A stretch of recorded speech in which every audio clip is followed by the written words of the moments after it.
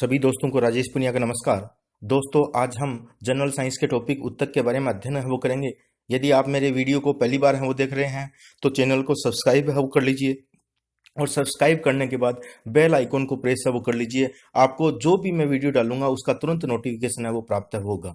तो दोस्तों, कई जो है वो कमेंट है वो आते हैं कि हमने आपका चैनल सब्सक्राइब है वो कर लिया है लेकिन उसके बाद भी नोटिफिकेशन प्राप्त नहीं होता। तो नोटिफिकेशन प्राप्त करने के लिए है आपको बेल आइकॉन है, सब्सक्राइब करने के बाद बेल आइकॉन प्रेस करना है वो ज़रूरी है।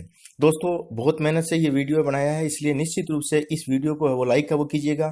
लाइक करने से क्या होता है कि मोटिवेशन है वो मिलता है। तो आप जो भी यूट्यूब चैनल पे जो भी वीडियो है वो देखो तो उनको लाइक है वो निश्चित रूप से वो कीजिएगा, जिसके कारण से है वो वीडियो बनाने वाले के जो है अंदर है वो मोटिवेशन है वो उत्पन्न है वो होता है और उसी मोटिवेशन के कारण से है वो निरंतर वीडियो है वो बनाता है। तो दोस्तों, हम चर्चा है वो करते हैं उत्तक के बारे में। तो उत्तक क्या होता है?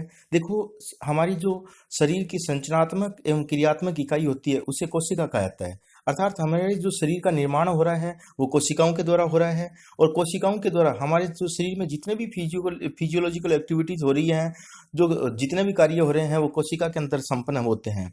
इन्हीं कोशिकाओं का जो समूह होता है उत्तक है वो कहलाता है। अर्थात ऐसी कोशिकाएं जिनकी उत्पत्ति समान हुई है और वो कोशिकाएं समान कार्य करती हैं तो उन कोशिकाओं के समूह को उत्तक है वो कहा जाता है। तो दोबारा सुनिए दोस्तों कि समान उत्पत्ति तथा समान कार्यों को संपादित करने वाले कोशिकाओं के समूह को ही उत्तक है वो कहा जाता है।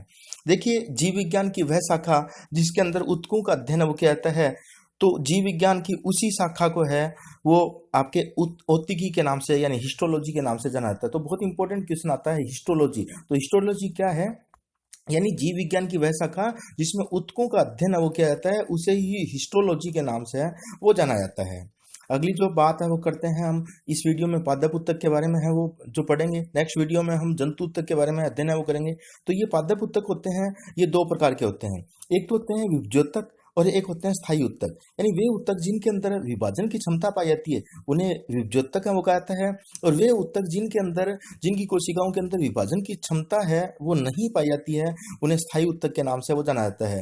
ये जो विभज्योतक जो होते हैं, ये विभज्योतक तीन प्रकार के होते हैं। कौन कौन से? एक तो शीर्षस्थ विभज्योतक होता है, एक पार्श्वस्थ विभज्योतक होता है और तीसरा अंतर्वेशी विभज्योतक होता है। यानी विभज्योतक जिसे इंग्लिश में मेरिस्टेम टिश्यू है वो कहते हैं। तो ये मेरिस्टेम जो तीन प्रकार का होता है, एक तो शीर्षस्थ, एक पार्श्वस्थ और एक अंतर्वेशी विभज्योतक होता है। इसी प्रकार से जो स्थायी उत्तक होते हैं, ये स्थायी उत्तक दो प्रकार के होते हैं। एक तो सरल उत्तक होते हैं और एक जटिल उत्तक होते हैं। सरल उत्तक होते हैं, फिर इनको तीन भागों में विभाजित है वो किया गया है। एक तो मर्द उत्तक, एक स्थूल कोण उत्तक और तीसरा दृढ़ उत्तक। मर्द उत्तक को इंग्लिश में पेरेनकाइमा के नाम से भी जानते हैं, स्थूल कोण उत्तक को कोलेनकाइमा और दृढ़ उत्तक को स्क्लेरेनकाइमा के नाम से भी जानते हैं। तो दोस्तों, इनके जो इंग्लिश के नेम हैं इनको भी ध्यानपूर्वक है वो देखिएगा, क्योंकि कई बार है वो मर्दूतक नाम नहीं देके पेरेनकाइमा नाम दे देते हैं, स्थूल कोणुतक नाम नहीं देके कोलेनकाइमा नाम दे देते हैं, या दृढ़ोतक नाम नहीं देके स्क्लेरेनकाइमा नाम दे देते हैं। तो अगली जो बात है वो आती है कि स्थायी उत्तक दो प्रकार के बताए, एक तो सरल उत्तक और दूसरा जटिल उत्तक। ये जटिल उत्तक हैं वो फिर दो भागों के अंदर विभाजित है किए गए हैं। एक तो जाइलम होते हैं और दूसरा फ्लोएम है वो होते हैं। जाइलम को दारू के नाम से भी जाना जाता है और फ्लोएम जो होते हैं इन्हें बास्ट या पोषवाहक के नाम से भी है वो जाना जाता है। तो देखिए दोस्तों, हम सबसे पहले चर्चा करते हैं विभज्योतक उत्तक के बारे में। तो ऐसा उत्तक जिनकी कोशिकाओं के अंदर विभाजन की क्षमता होती है उस उत्तक को विभज्योतक के नाम से वो जानते हैं। ये उत्तक क्या काम करता है?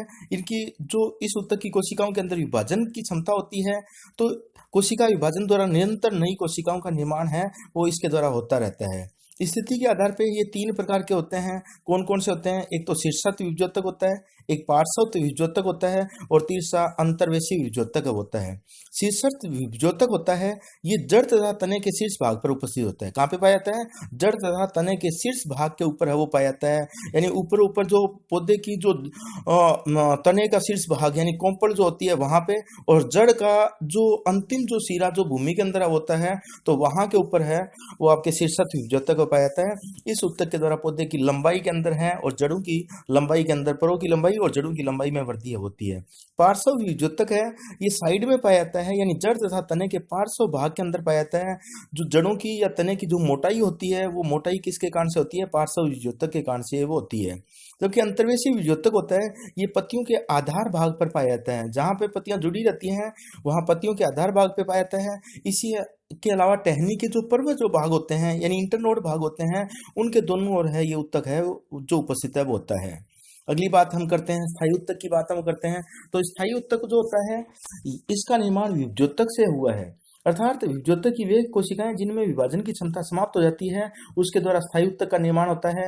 संरचना के आधार पे है, ये दो प्रकार के होते हैं, एक तो सरल स्थायी उत्तक और एक जटिल स्थायी उत्तक है। तो सरल स्थायी उत्तक क्या होते हैं? केवल एक ही प्रकार की कोशिकाओं के बने होते हैं, जबकि जटिल स्थायी उत्तक होते हैं, ये एक से अधिक प्रकार की कोशिकाओं से मिलकर हैं, वो आपके वो जो बने होते हैं। अब बात करते हैं, ये सरल स्थायी उत्तक हैं, फिर तीन प्रकार के हैं वो होते हैं। कौन कौन से होते हैं? एक तो आपके मर्दूतक हैं, वो होते हैं आपके जो मर्दूतक हैं वो होते हैं आपके स्थूलकोणोत्तक होते हैं, और तीसरे हैं वो क्या होते हैं? दृढ़ोत्तक होते हैं। तो सबसे पहले हम मर्दूतक के बारे में चर्चा करते हैं। तो मर्दूतक होता है, ये पौधों के विभिन्न भागों जैसे जड़, तना, पत्तियों तथा फूल तथा जो आपके फल तथा फूल होते हैं, उनमें प्रमुख रूप से है ये मर्दूतक पाया जाता है। इस उत्तक की कोशिकाओं के मध्य में अंतर कोशिकीय स्थान उपस्थित है वो होते हैं, यानी इन जो उत्तक की जो कोशिकाएं जो होती हैं, उन कोशिकाओं के बीच बीच के अंदर बहुत बड़े रिक्त स्थान है, इस प्रकार के रिक्त स्थान है वो उपस्थित हैं, वो होते हैं। तो बहुत बड़े अंतर कोशिकीय स्थान इसमें पाए जाते हैं। मर्दूतक क्या काम करता है? ये भोजन के संचय करने का काम करता है, भोजन का स्वांगीकरण है वो करता है। इसके अलावा पौधे में जो रेजिन है, टेनिन है, या गोंद के कण होते हैं, या अन्य कार्बनिक वेद पदार्थ होते हैं, वो कहाँ? मर्दूतक के अंदर संचित है वो होते हैं। कुछ मर्दूतक जो होते हैं, उनके अंदर हरे रंग का वर्णक पाया जाता है, यानी क्लोरोफिल है वो पाया जाता है, या कह सकते हैं पर्णरहित पाया जाता है, और जिसके कारण से उनमें फोटोसिंथेसिस की यानी प्रकाश संश्लेषण की क्रिया संपन्न होती है। इन्हें जिन जो मर्दूतक के अंदर हैं क्लोरोफिल पाए जाते हैं, उन और वो जो प्रकाश संश्लेषण की क्षमता रखते हैं, उन्हें हरित उत्तक या क्लोरेन काइमा के नाम से वो जाना जाता है। जलीय जो पौधे होते हैं, उनकी जो मर्दूतक होता है, या जलीय पौधों के पेरेनकाइमा की कोशिकाओं के मध्य हवा की बड़ी बड़ी गुहिकाएं पाई जाती हैं, जो पौधों को तैरने के लिए उत्प्लावन बल है वो प्रदान करती हैं। इस प्रकार के पेरेनकाइमा को वो क्या कहता है? एरेनकाइमा के नाम से वो जाना जाता है। इसके अलावा स्थूल कोण उत्तक जो होता है, यानी कोलेनकाइमा जो होता है, ये जीवित कोशिकाओं का बना होता है। जीवित कोशिकाओं का बना होता है, ये पर्णवरंत, पुष्पवरंत तथा पुष्पावली वरंत के अंदर है वो पाया जाता है। ये क्या काम करता है? यह उत्तक पौधों में लचीलापन तथा दृढ़ता प्रदान करता है, और पौधों को यांत्रिक सहायता प्रदान है वो करता है। तो ये क्वेश्चन कई बार आता है कि पौधों को यांत्रिक सहायता कौन सा उत्तक प्रदान है वो करता है?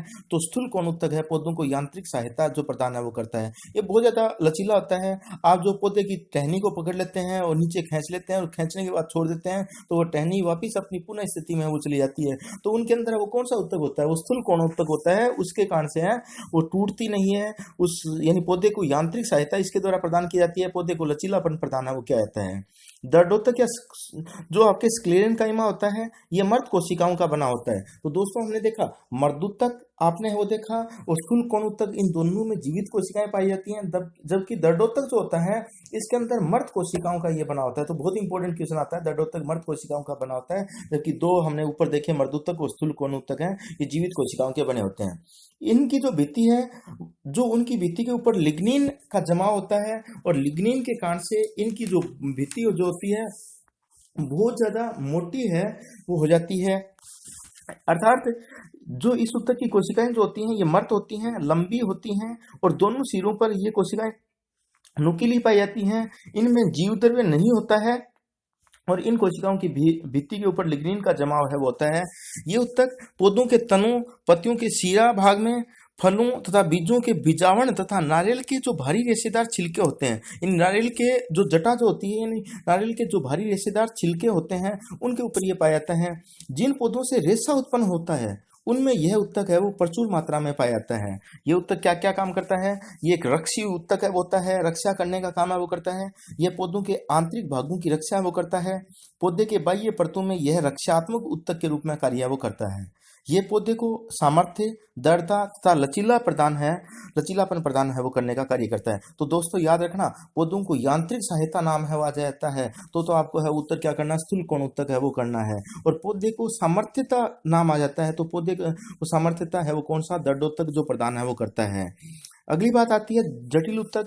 जटिल उत्तक होता है, इसे सवन उत्तक के नाम से भी जाना जाता है। और इसी जटिल उत्तक जिसमें अलग अलग प्रकार की कोशिकाएं होती हैं, ये कोशिकाएं मिलकर सवन बंडल बनाती हैं। जटिल उत्तक है ये दो प्रकार का होता है, एक तो जाइलम और दूसरा होता है फ्लोएम होता है। जाइलम जो होता है ये क्या काम करता है और फ्लोएम क्या काम करता है, ये काम बहुत इंपॉर्टेंट है। जाइलम में होता है जो जल तथा खनिज लवणों को जो आपके पौधों के विभिन्न भागों तक पहुंचाता है। देखिए जड़ें जो होती हैं जल और खनिज लवणों का अवशोषण करती हैं और ये जल और खनिज लवण पौधे के विभिन्न भागों तक पहुंचाया जाता है। किसके द्वारा पहुंचाया जाता है, जाइलम के द्वारा पहुंचाया जाता है। पौधों की पत्तियों के द्वारा प्रकाश संश्लेषण की क्रिया के द्वारा भोजन का निर्माण होता है और ये भोजन पत्तियों में बढ़ता है और पत्तियों में बढ़ के शरीर के विभिन्न भागों तक जाता है। शरीर के विभिन्न भागों तक, पत्तियों से शरीर के विभिन्न भागों तक पहुंचाने का कार्य कौन करता है, तो फ्लोएम है वो ये कार्य है वो करता है, ये भोजन को विभिन्न भागों तक पहुंचाता है। देखिए जाइलम हो या फ्लोएम हो, उनमें 4 प्रकार की कोशिकाएं होती हैं। जाइलम जो होती हैं इनके अंदर 4 प्रकार की कोशिकाएं कौन कौन सी होती हैं, एक तो ट्रेकिड्स यानी वाहिनिकाएं होती हैं, एक आपके वाहिकाएं है वो होती हैं, एक जाइलम मर्दूतक होता है और एक आपके क्या होता है, जाइलम तंतु है वो होता है। तो दोस्तों जो ट्रेकिड्स यानी वाहिनिकाएं जो होती हैं ये मर्द होती हैं, जबकि वाहिकाएं ये भी मर्द होती हैं और जाइलम तंतु भी मर्द होती हैं। तो क्वेश्चन आ जाता है कि जाइलम के अंदर 4 प्रकार की कोशिकाएं कौन कौन सी होती हैं, ठीक है, इनमें से भी क्वेश्चन पूछा जाता है। और जाइलम के अंदर है जो जीवित कोशिकाएं कौन सी होती हैं, तो जाइलम मर्दूतक है ये जीवित कोशिकाएं होती हैं, बाकी आपकी वाहिनिकाएं, वाहिकाएं और जाइलम तंतु हैं ये मर्द होती हैं। इसी प्रकार से हम देखते हैं आपके जो फ्लोएम जो होता है उस फ्लोएम के अंदर 4 प्रकार की कोशिकाएं होती हैं। कौन कौन सी, एक तो चालनी नलिकाएं होती हैं, एक सह कोशिकाएं, एक फ्लोएम मर्दोत्तक और एक फ्लोएम तंतु है वो होता है। तो दोस्तों कई बार पूछा जाता है कि चालनी नलिकाएं किस में पाई जाती हैं, तो चालनी नलिकाएं हैं ये फ्लोएम के अंदर हम पाई जाती हैं। सह कोशिकाएं किस में पाई जाती हैं, ये भी क्वेश्चन कई बार पूछा जाता है। तो सह कोशिकाएं हैं वो किस में पाई जाती हैं, ये फ्लोएम के अंदर हैं, सह कोशिकाएं हैं वो पाई जाती हैं। तो चालनी नलिकाएं, सह कोशिकाएं, फ्लोएम मर्दोत्तक और फ्लोएम तंतु हैं ये आपकी हैं जो फ्लोएम में पाई जाती हैं। जबकि आपके वाहिनिकाएं और वाहिकाएं जो होती है, मेन वाहिनिकाएं और वाहिकाएं ये दोनों जाइलम में, जबकि चालनी नलिकाएं और सह कोशिकाएं फ्लोएम के अंदर उपस्थित होती हैं। फ्लोएम जो तंतु होते हैं इन फ्लोएम तंतु के अंदर है जो जूड़ तथा जो सन के फ्लोएम तंतुओं को पानी में अपगलन करके जो रस्सियां हैं, सूतली आदि हैं वो बनाई जाती हैं। जूट और जो सन है उनके फ्लोएम तंतु हैं उनको ही पानी के अंदर है वो आधा गला दिया जाता है, अपगलन है वो कर दिया जाता है और उसी के द्वारा रस्सियां और सूतलियों का जो निर्माण है वो किया जाता है।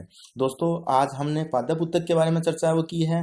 नेक्स्ट वीडियो के अंदर हम जंतु उत्तक के बारे में वो चर्चा वो करेंगे। तो दोस्तों तब तक के लिए धन्यवाद।